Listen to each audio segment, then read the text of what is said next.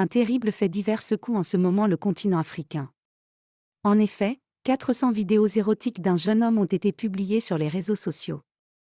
Balthazar Ebang-Engonga, puisqu'il s'agit de lui, apparaît dans ces vidéos devenues virales en compagnie de plusieurs femmes, dont certaines seraient mariées, dans divers lieux tels que des hôtels, des bureaux, les toilettes ou d'autres espaces privés.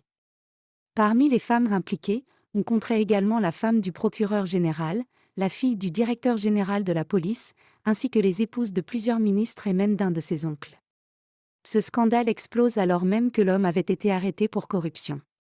C'est après une descente à son domicile qu'un périphérique de stockage comportant ces séries érotiques a été découvert. Balthazar Ebang-Engonga, marié et père de 6 enfants, est le directeur général de l'Agence nationale d'investigation financière en Guinée équatoriale. D'après des sources locales, ce seraient les services de sécurité qui auraient orchestré la fuite des vidéos. Le caractère systématique de ces enregistrements, où l'on aperçoit même l'homme surveillant ses écrans de contrôle pendant ses ébats, témoigne d'une organisation méticuleuse. La diffusion massive de ces contenus intimes bouleverse profondément la société équato-guinéenne.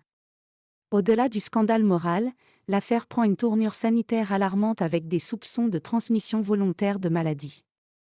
Face à cette situation, le parquet de la République a rapidement réagi en lançant une enquête pour déterminer si Bello, comme on le surnomme, est porteur d'une maladie sexuellement transmissible. Toutefois, le procureur a rappelé que la loi n'interdit pas les relations sexuelles consenties, mais pourrait sanctionner sévèrement toute personne ayant sciemment propagé une maladie infectieuse. Pour l'heure, les investigations visent à vérifier les éléments de preuve afin de déterminer si des charges peuvent être retenues contre Bello. Ce dernier pourrait être sanctionné si les conclusions de l'enquête montrent qu'il a enfreint les règles de santé publique. Par ailleurs, le parquet a indiqué qu'un audit des risques sanitaires est en cours pour évaluer l'impact potentiel de cet incident sur la population équato-guinéenne.